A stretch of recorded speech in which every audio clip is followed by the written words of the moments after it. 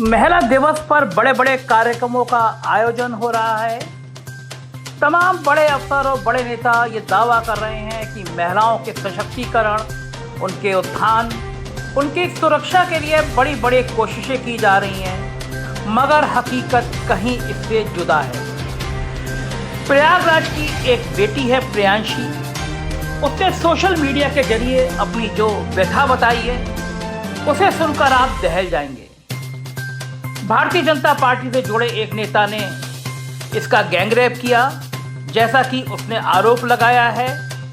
उसके भाई की हत्या कर दी गई और अब उसके परिवार को जान से मारने की धमकी दी जा रही है। बहुत दर्दनाक है, बहुत खौफनाक है और बहुत शर्मनाक है ये सारी बात। जब इस प्रियांशी की गुहार किसी ने नहीं सुनी, तो उसने सोशल मीडिया के जरिए अपना दर्द बयां किया है। सुनिए आप इसकी व्यथा। नमस्कार, मेरा नाम प्रियांशी मिश्रा है। मैं प्रयागराज की रहने वाली हूँ। ये मेरी मदर है, रागिनी मिश्रा। कल मैंने आप लोग को सूचित किया था कि मैं अपनी पीड़ा और अपने साथ हुई घटना को आप सबके साथ शेयर करूँगी, जिसके लिए मैं आज फेसबुक के माध्यम से अपने साथ हुई घटना आप सबके साथ शेयर करना चाहती हूँ। आप सबको अपनी पीड़ा से रूबरू कराना चाहती हूँ। आज से 7 महीने पहले 14 सितंबर 2020 को मेरे साथ गैंगरेप हुआ था, जिसकी मैंने एफआईआर दर्ज करवाई थी, जिसमें 2 अक्यूज थे, डॉक्टर अनिल द्विवेदी और डॉक्टर श्याम प्रकाश द्विवेदी।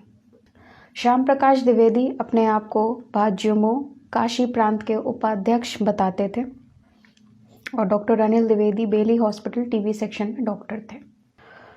जब मैंने एफआईआर दर्ज करवाई तो उस दौरान मुझे बहुत सारी कठिनाइयों का सामना करना पड़ा, जो कि इनके फादर राम रक्षा द्विवेदी, श्याम प्रकाश द्विवेदी के फादर ज़िला अध्यक्ष रहे हैं प्रयागराज के, जिसके कारण मुझ पे बहुत सारा दबाव आया कि मैं एफआईआर ना दर्ज करवाऊं।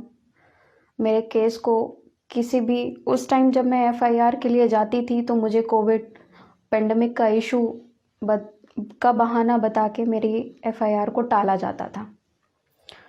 जिसके बाद मैंने ट्विटर के माध्यम से अपनी बात आप सबके सामने रखी, जिसके दौरान मुझे सपोर्ट मिला आप सबके साथ।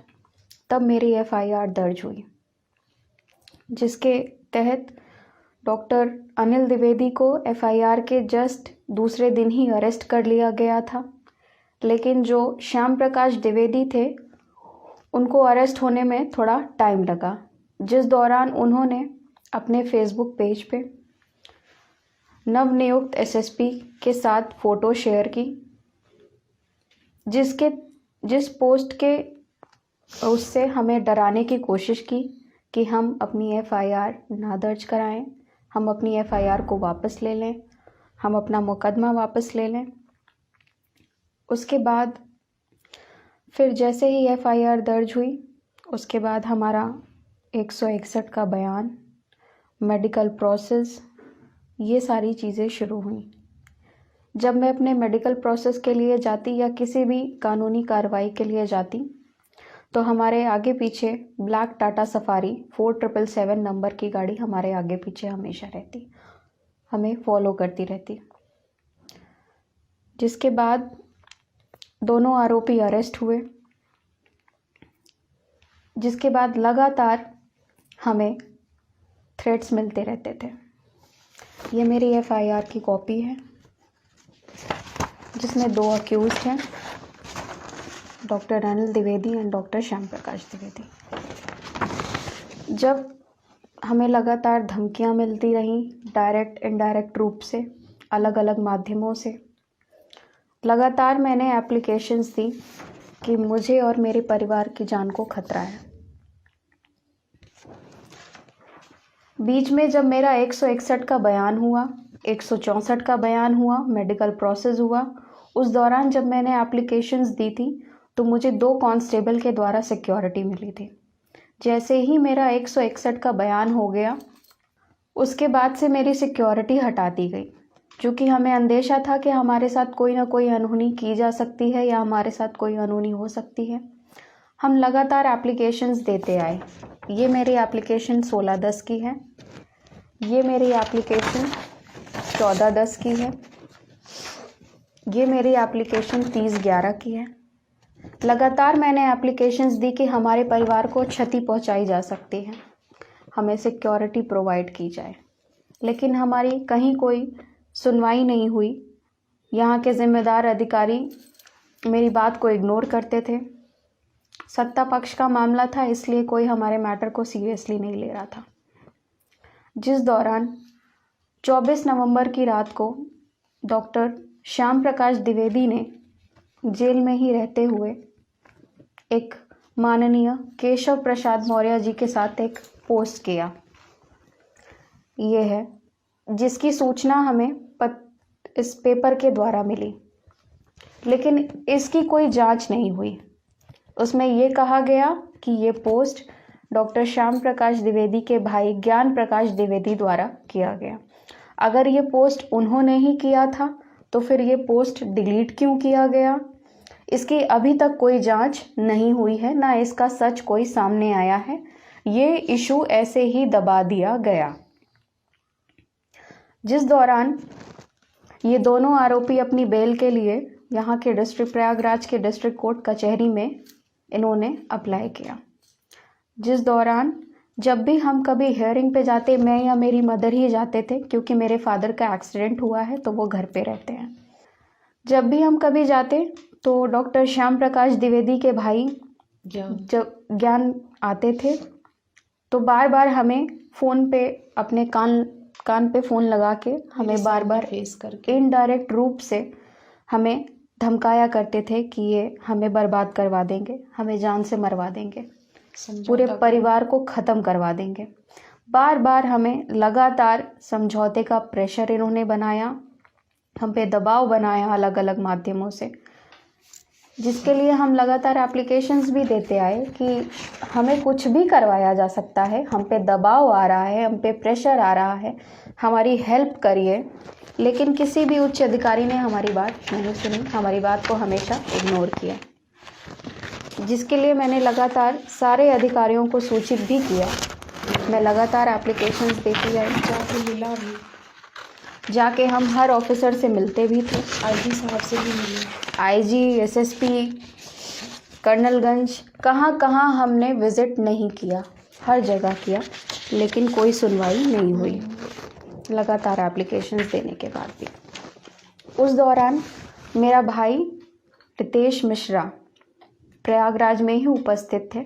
उसके भी आगे पीछे लोग लगे रहते थे। जब भी वो कभी बाहर आते जाते थे या वापस घर आते थे तो हमें बताते थे कि मेरे आगे पीछे जैसे कोई अनजाने चेहरे मुझे फॉलो करते हैं, मेरे आगे पीछे लगे रहते हैं। जिसके बाद रिसेंटली ही कुछ महीने पहले मेरे ही किसी अन्य परिचित के माध्यम से डॉक्टर श्याम प्रकाश द्विवेदी के भाई ज्ञान प्रकाश द्विवेदी उनके पास गए। मेरे भाई की उन्होंने फ़ोटो दिखाई उनको और उनसे पूछा कि यही रितेश मिश्रा है ना, पुणे में रहता है, पढ़ाई करता है। सोशल मीडिया से उसकी फ़ोटो उसकी सारी जानकारियाँ कलेक्ट की। जिस दौरान भी मैंने, जब मुझे ये बात पता चली तो मैंने 24/1 को भी एप्लीकेशन दी थी कि हमें कुछ हो सकता है, हमें कुछ हो सकता है, मेरे ब्रदर को कुछ भी किया जा सकता है, क्योंकि ये सारी इन्फॉर्मेशन कलेक्ट कर रहे हैं। शायद जितना हमें हमारे बारे में नहीं पता था, हमारे आसपास रहने वाले लोगों से जुड़ के उन सारे लोगों को सारी बातें पता थी। जिसके बाद भी कोई सुनवाई नहीं हुई, ना अभी तक कोई सिक्योरिटी हमें प्रोवाइड हुई है। हमने सारा डिस्ट्रिक्ट कोर्ट, हाई कोर्ट, हमने सारी चीज़ें, हर जगह हम बिना सिक्योरिटी के गए। कोई भी व्यक्ति जब जेल में रह के अपना मोबाइल फ़ोन यूज़ कर सकता है अधिकारियों के सहयोग से, जिसकी जांच आज तक नहीं हुई, अभी तक नहीं हुई, जिसका सच अभी तक सामने नहीं आया, तो वो इंसान कुछ भी करवा सकता है और करवा दिया। और जिसके बाद पुणे महाराष्ट्र में सिंघड़ पुलिस थाने के नरे पुलिस चौकी के अंतर्गत मेरे ब्रदर का एक्सीडेंटल डेथ दिखाते हुए डंपर ने उसको टक्कर मारी, कुचल के उसकी उसका मर्डर करवा दिया। हमारे जाने से पहले ही वहाँ पे FIR भी दर्ज हो गया, वहाँ का सारा प्रोसेस हो गया। मेरे इकलौते भाई रितेश मिश्रा उम्र 22 साल, उसका मर्डर करवा दिया गया 18 फरवरी 2021 को। ये उसका डेथ सर्टिफिकेट है।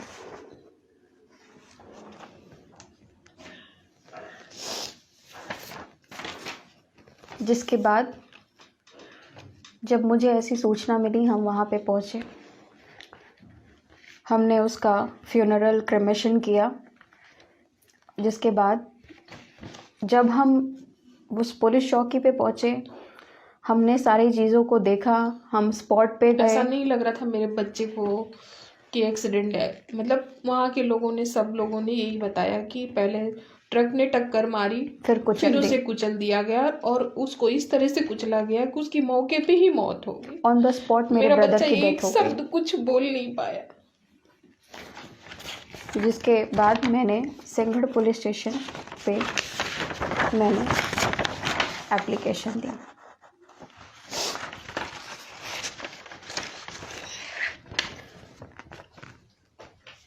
अभी तक कोई सिक्योरिटी नहीं है, ना कोई सुनवाई है। हमेशा हमारी बात को इग्नोर किया गया, बस प्लीज ये कहते हुए कि सत्ता पक्ष का मामला है। इनका पॉलिटिकल इन्फ्लुएंस प्रयागराज में इतना ज़्यादा है कि हमारी एक एप्लीकेशन पे कोई कार्रवाई नहीं होती है, ना हमारी कोई सुनवाई होती है। मैंने अपने इकलौते भाई को खोया है और अब मुझे ऐसा अंदेशा है कि जैसे मेरे भाई का मर्डर करवा दिया गया, इसी तरह हमारे घर में बचे 3 लोग, मैं, मेरे पिताजी, मेरी माताजी को भी मरवा दिया जाएगा, क्योंकि ये लोग हमारे आसपास रहने वाले लोगों के साथ मिले हुए हैं।